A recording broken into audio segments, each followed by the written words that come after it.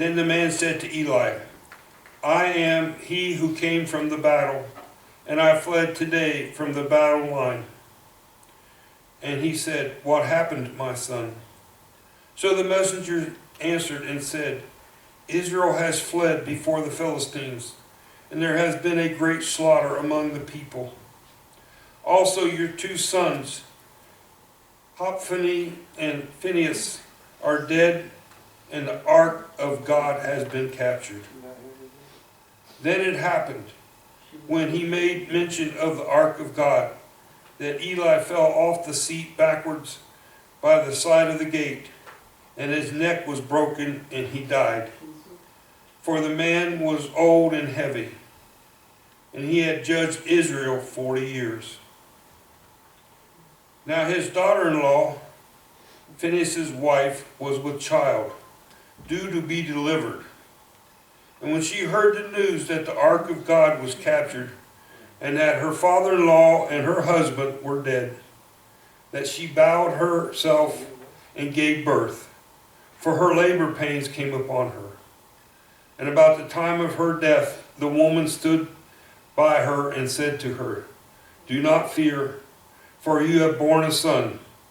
But she did not answer, nor did she regard it. Amen.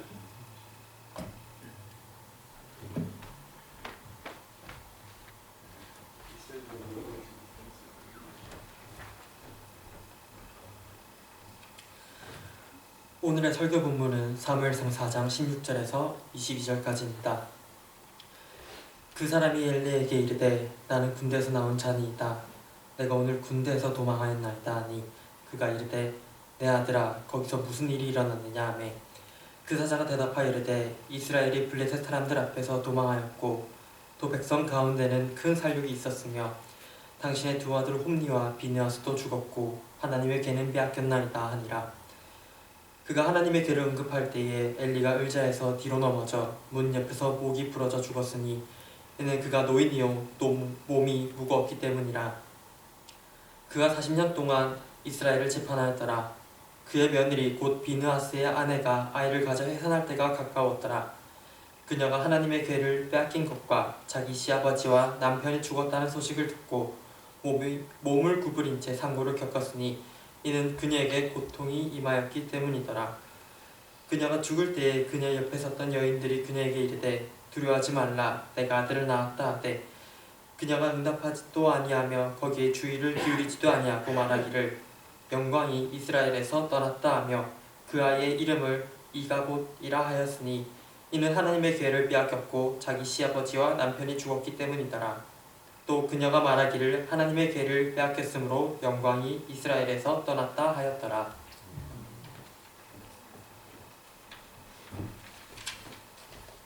Thank you guys. 감사합니다. 사무엘상 4장의 말씀은 엘리 대제사장 가정에 대한 하나님의 심판을 얘기하고 있습니다. 이스라엘이 블레셋과 전쟁을 하다가 져서 이스라엘이 언약궤를 전쟁터로 가져갔습니다. 제사장이었던 엘리의 2 아들 홈니와 비느하스도 언약궤와 함께 전쟁터로 갔죠. 그때 이스라엘이 블레셋에게 패해서 홈니와 비느하스가 죽고 언약궤도 블레셋에 빼앗겼습니다. 전쟁터에서 도망친 사람이 엘리에게 그 소식을 알려주었을 때 의자에 앉아있던 엘리가 뒤로 넘어져서 목이 부러져서 죽었습니다. 만삭이었던 비느하스의 아내가 남편과 시아버지가 죽고 언약궤가 빼앗겼다는 이야기를 듣고 아기를 낳다가 죽었습니다. 저는 오늘 하나님의 사랑에 대한 반응, 회개라는 제목으로 하나님의 말씀을 전하겠습니다. 튀르키예와 시리아에 발생한 지진 때문에 어제 2월 18일까지 4만 6천 명이 넘는 사람들이 사망했습니다. 너무 처참한 지진의 현장을 미디어를 통해 접하면서 우리에게 이런 의문이 듭니다. 하나님, 왜 이런 지진을 허락하셨습니까? 이런 재앙을 하나님의 심판이라는 시각에서 볼 수도 있고 또 하나님의 사랑이라는 관점에서 볼 수 있습니다. 여러분은 어떻게 생각하십니까? 저는 솔직히 모르겠습니다. 시리아와 터키가 하나님 앞에 큰 죄를 저질렀기 때문에 이런 벌을 받는다고 생각하는 사람도 있을 수 있습니다. 하나님께서 그렇게 행하셨을 가능성이 전혀 없다라고 할 수는 없습니다. 이 세상의 모든 사람이 죄인이기 때문에 그렇습니다. 또 우리 스스로를 그 사람들보다 더 의롭게 생각하면 큰 오해입니다. 예수님께서 말씀하셨습니다. 누가복음 13장 1, 2절인데요. 그때 거기 있던 몇 사람이 빌라도가 어떤 갈릴리 사람들의 피를 그들의 희생물에 섞은 것을 그분께 고함해 예수님께서 응답하여 그들에게 이르시되 너희는 이 갈릴리 사람들이 그런 일들로 고난을 당하였으므로 그들이 모든 갈릴리 사람들보다 더 큰 죄인이었다고 생각하느냐? 로마 총독 빌라도가 갈릴리 사람들을 죽여서 그 죽은 사람들의 피를 제사의 희생제물로 사용했다는 것을 어떤 사람들이 예수님께 얘기했습니다. 그러자 예수님께서 말씀하셨습니다. 죽임을 당한 갈릴리 사람들이 죽지 않은 갈릴리 사람들보다 더 큰 죄인이라서 그렇게 죽은 것이 아니다. 그러면서 예수님께서 그 사건의 목적 중에 하나를 말씀해 주십니다. 누가복음 13장 3절입니다. 내가 너희에게 이르노니 아니라 그러나 너희가 회개하지 아니하면 다 그와 같이 멸망하리라. 그 사건을 통해서 하나님께서 이루시고자 하는 여러 가지 목적들 중에 하나는 우리의 회개입니다. 모든 재난이 하나님의 심판과 무관하다고 말할 수 없습니다. 하나님께서는 노아의 홍수라는 재앙을 통해서 인류를 심판하셨습니다. 또 하나님은 이스라엘이 블레셋과의 전쟁에서 패하게 하심을 통해서 엘리 제사장 집안을 심판하셨습니다. 하나님께서 종말에 모든 인류를 심판하실 것입니다.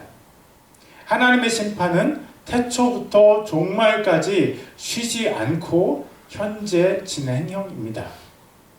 하나님은 지금도 심판하십니다. 하나님께서 가지신 심판의 권세는 인간과 천사를 포함해서 그 누구도 거부할 수 없습니다. 그렇기 때문에 모든 재난이 하나님의 심판과 무관하다고는 말할 수 없습니다. 동시에 모든 재앙을 죄에 대한 하나님의 심판이라고 말하면 틀린 것이 됩니다. 욥을 보십시오. 욥은 동쪽에서 가장 부유한 사람이었습니다. 그에게는 7 아들과 3 딸이 있었습니다. 그의 재산은요, 양이 7,000마리, 낙타 3,000마리, 암낙이 500마리, 종도 많았습니다. 그런데 하루아침에 모든 자녀, 10명의 자녀가 모두 죽고 모든 재산을 빼앗겨 버렸습니다. 그리고 발바닥에서부터 정수리까지 심한 조기가 나와서 너무 가려워가지고 질그릇 조각으로 자기 몸을 긁을 수밖에 없었습니다. 욥이 그런 재앙을 당한 것에 대해서 욥의 친구들은 욥이 하나님께 죄를 지어서 하나님께서 욥을 심판하신 것이다 라고 말했습니다. 그러나 성경은 욥이 죄를 지어서 그런 재앙을 당한 것이 아니라고 말합니다. 오히려 욥은 우리 중에 어떤 사람들보다도 하나님 앞에서 의로운 사람이었습니다. 욥은 자신의 죄 때문에 재앙을 경험한 것이 아닙니다. 또 이 세상에 존재하는 모든 재앙보다 가장 극심한 고통스러운 십자가를 지신 예수님을 보십시오. 사람들은 예수님께서 재판을 받고 그런 재앙을 당하는데 예수님의 죄가 있기 때문이라고 생각하기도 했습니다. 그러나 예수님은 티끌만큼의 죄도 없으십니다. 히브리서 4장 15절입니다. 우리에게 계신 대제사장은 우리의 연약함의 감정을 몸소 느끼지 못하시는 분이 아니요 모든 점에서 우리와 똑같이 시험을 받으시되 죄는 없으신 분이시니라. 예수님께서 고난을 받으신 것은 죄에 빠져 심판이 정해져 있는 저와 여러분을 살리시기 위한 것이었습니다. 이사야서 53장 4절과 6절을 제가 읽겠습니다. 참으로 그는 우리의 고통을 짊어지고 우리의 슬픔을 담당하였거늘 우리는 그가 매를 맞고 하나님께 맞아 고난을 당한다고 생각하였노라. 우리는 다 양 같아서 길을 잃고 각각 자기 길로 갔거늘 주께서는 우리 모두의 불법을 그에게 담당시키셨도다. 예수님은 죄가 없으신데도 십자가에 못 박혀 죽으셨습니다. 하나님께서 죄가 없는 사람에게도 고난을 허락하실 때가 있습니다. 누군가 재앙을 당했다고 해서 그 사람이 지은 죄 때문이라고 일반화해버리면 절대 안 됩니다. 그렇게 말하는 사람들은 하나님을 잘 모르는 사람들입니다. 하나님께서는 지금도 죄인을 심판하십니다. 그리고 하나님께서 죄가 아닌 다른 이유로 인간에게 재앙을 허락하실 때도 있습니다. 그러므로 우리의 머리로 세상의 모든 일을 아는 것처럼 교만하면 안 됩니다. 우리가 아는 것은 세상의 지극히 작은 부분 중에서도 더 작은 부분이기 때문입니다. 하나님께서 욥에게 하시는 말씀을 들어보십시오. 욥기 38장 3절에서 5절입니다. 이제 남자답게 허리를 동이고 내가 내게 물을 터이니 너는 내게 대답할지니라. 내가 땅의 기초들을 놓을 때 내가 어디 있었느냐? 내게 명철이 있거든 밝히 고하라. 누가 그것의 치수들을 정하였는지 내가 아느냐?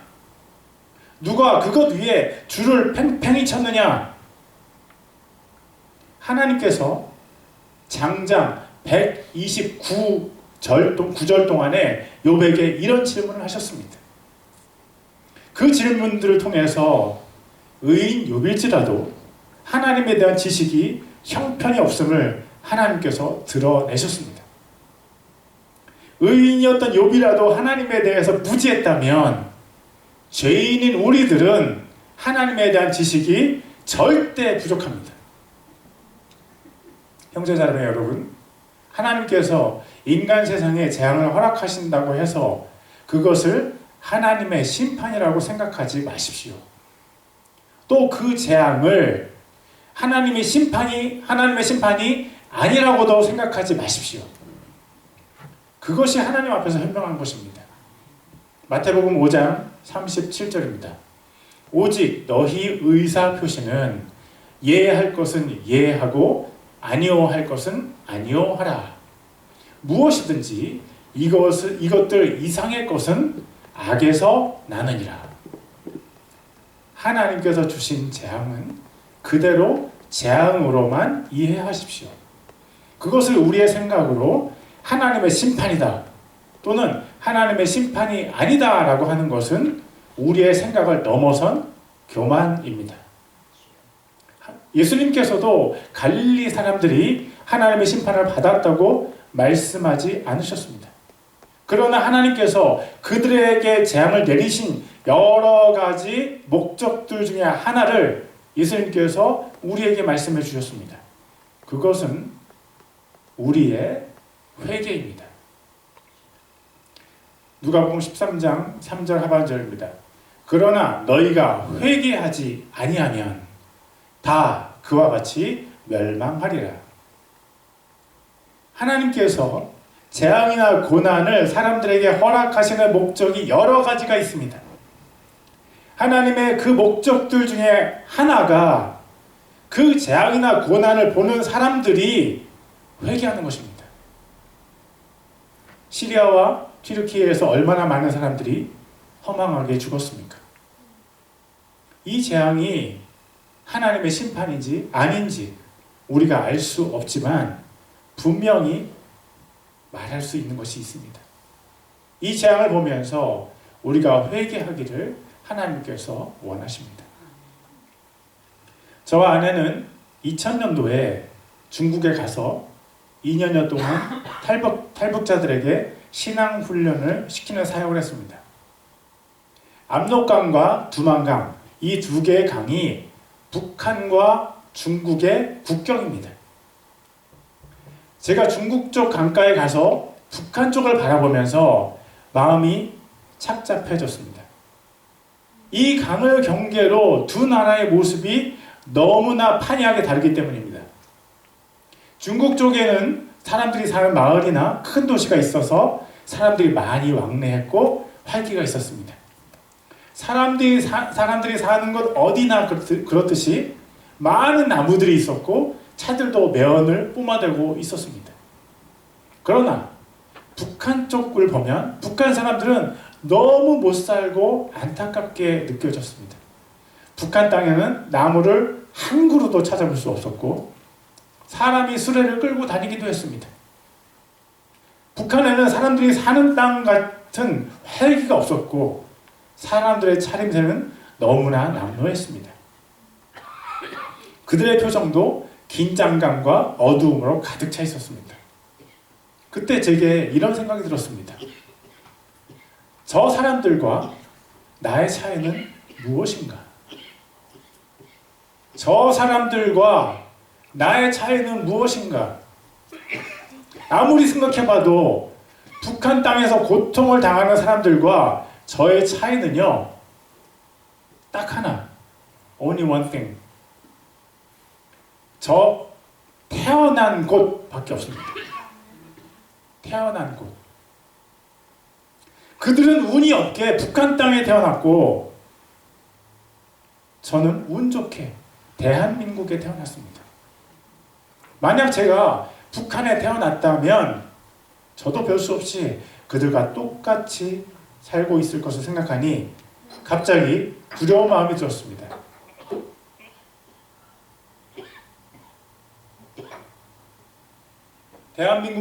대한민국에 태어나게 해주신 것에 대해서 하나님께 감사하는 마음이 들었습니다.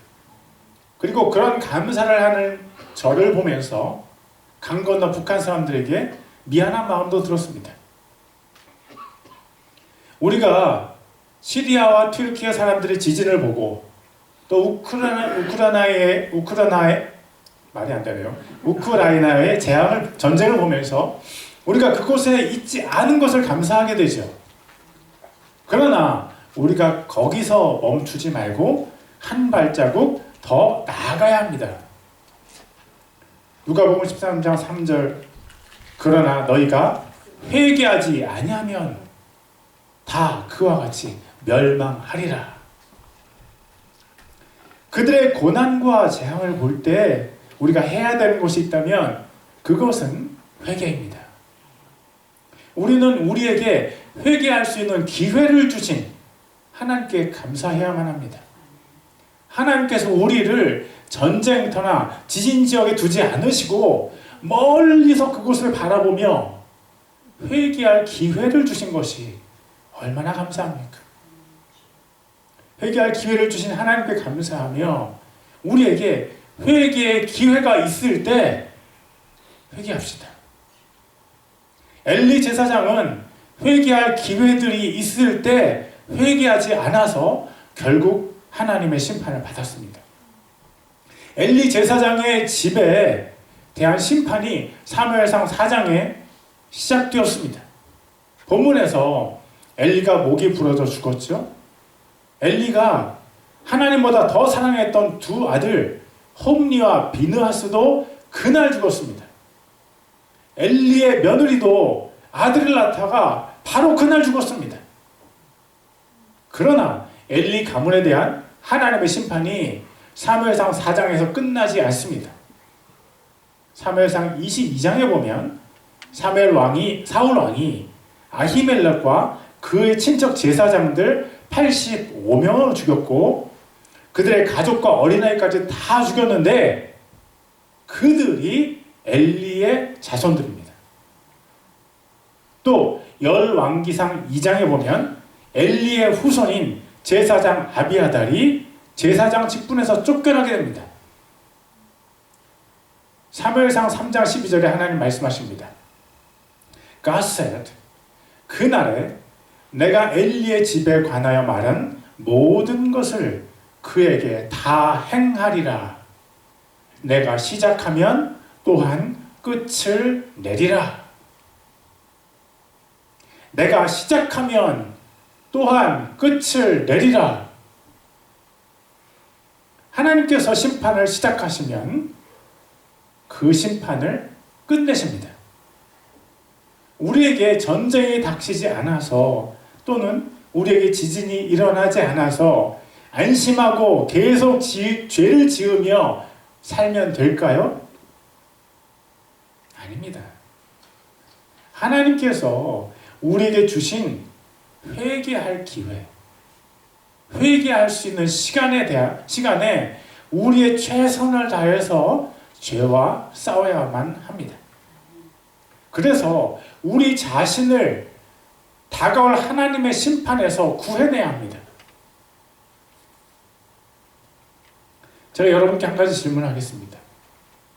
형제자매 여러분, 하나님께서 이 세상을 심판하실까요? One more time. 하나님께서 이 세상을 심판하실까요? 아니면 하나님께서 이 세상을 심판하지 않으실까요? 히브리서 9장 27절입니다. 한 번 죽는 것은 사람들에게 정해진 것이요 그 뒤에는 심판이 있나니. 매년 2월 두 번째 주일에 슈퍼볼이 있는 것처럼 이 세상 사람들에게는 심판이 정해져 있습니다. 하나님께서 미디어를 통해서 우크라이나, 시리아, 튀르키예를 우리에게 보여주신 이유를 생각하십시오. 그리고 회개의 기회를 주신 하나님께 감사하십시오. 기회가 우리에게 있을 때 회개합시다. 그런데 여러분 아십니까? 하나님의 심판에는 사랑도 함께 있습니다. 성경에는 심판과 사랑이 다 있습니다. 하나님은 심판하시는 하나님이시고 사랑의 하나님이십니다. 하나님의 심판에는 긍휼이 있으시고 하나님께서 사랑을 하실 때도 심판을 경고하십니다.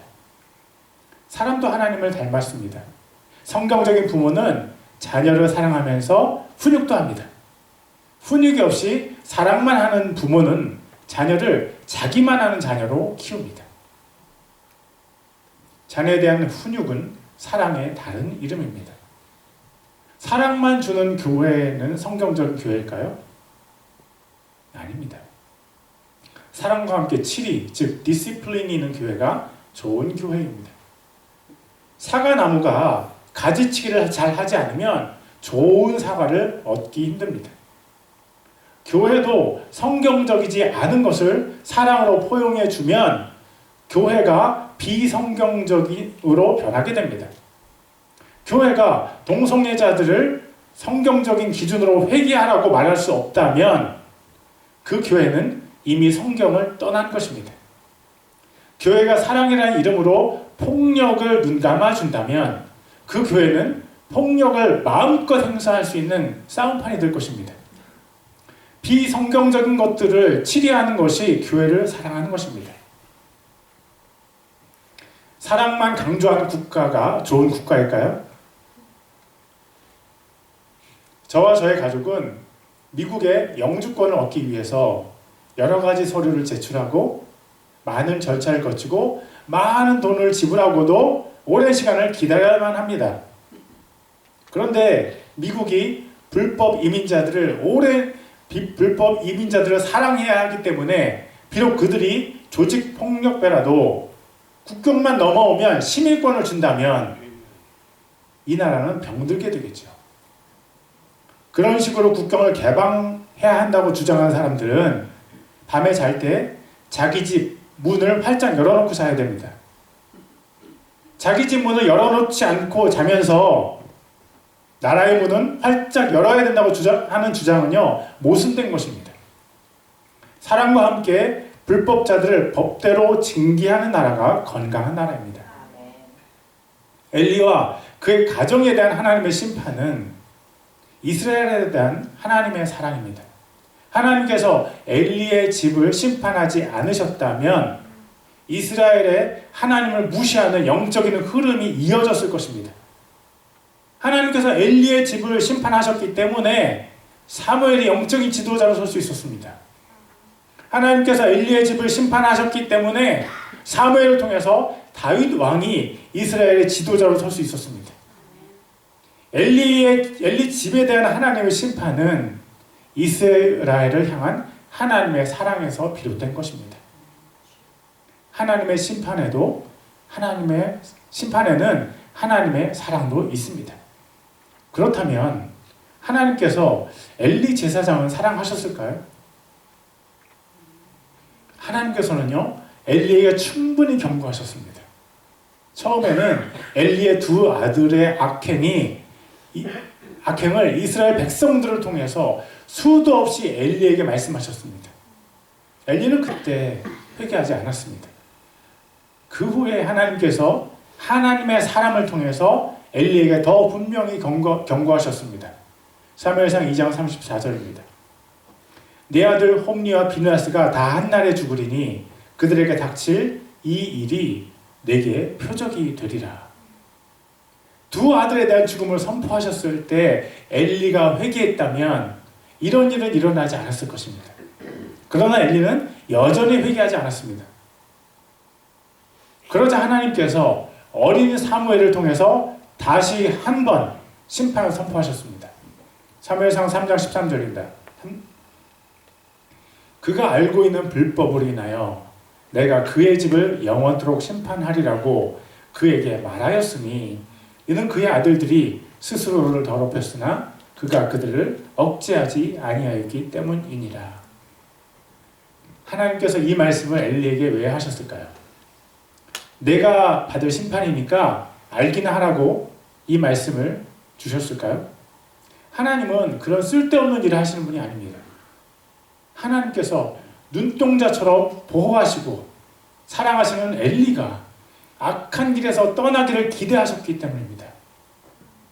하나님께서 엘리와 그의 자손들을 사랑하셨기 때문에 그렇게 여러 번 회개를 요구하신 것입니다. 하나님께서 엘리를 얼마나 사랑하셨으면 점점 더 중요한 사람들을 통해서 엘리에게 회개를 요구하셨을까요? 처음에는 일반 백성들을 통해서 말씀하셨습니다. 그 다음에는 어떤 하나님의 사람을 통해서 말씀하셨습니다. 마지막으로는 이스라엘의 최고의 선지자 중 하나인 사무엘을 엘리에게 보내셨습니다. 그러나 엘리는 끝까지 회개하지 않았습니다. 그렇다면 엘리 제사장이 어떻게 회개했어야 합니까? 두 아들을 제사장 직분에서 파면했어야 한다고 저는 생각합니다. 그렇게 했다면 두 아들도 회개의 기회를 얻었고 이스라엘의 제사장 직분도 하나님 앞에서 거룩함을 회복할 기회를 얻을 수 있었습니다. 엘리가 두 아들을 파면했다면 두 아들이 죽지 않고 며느리도 죽지 않고 엘리도 죽지 않았을 것입니다. 또 자자손손 하나님의 축복 속에 살았을 것입니다. 그러나 엘리가 그것을 끝까지 거부했기 때문에 사람이 회개하기를 거부했기 때문에 하나님께서 심판을 하셔야만 했습니다. 하나님께서 사랑하시는 형제 자매 여러분, 하나님께서 사랑으로 회개를 말씀하실 때 얼른 회개합시다. 회개하라는 말씀이 하나님의 사랑입니다. 우리가 회개할 때, 즉 우리가 하나님의 사랑을 받아들일 때 가정이 영적으로 건강해집니다. 가정들이 회개할 때, 즉 가정들이 하나님의 사랑을 받아들일 때 교회가 거룩함을 회복합니다. 교회가 회개할 때, 교회가 하나님의 사랑을 받아들일 때 나라가 바른 기준을 회복합니다. 다른 나라의 아픔을 보고 미국이 회개할 때, 미국이 하나님의 사랑을 받아들일 때 세계가 하나님의 정의를 따르게 됩니다. 회개하라는 하나님의 사랑의 외침입니다. 회개를 통해 하나님의 사랑을 받아들여서 하나님의 더 큰 사랑을 누리는 저와 여러분이 되기를 예수님의 이름으로 축복합니다. 기도하시겠습니다. Let's pray.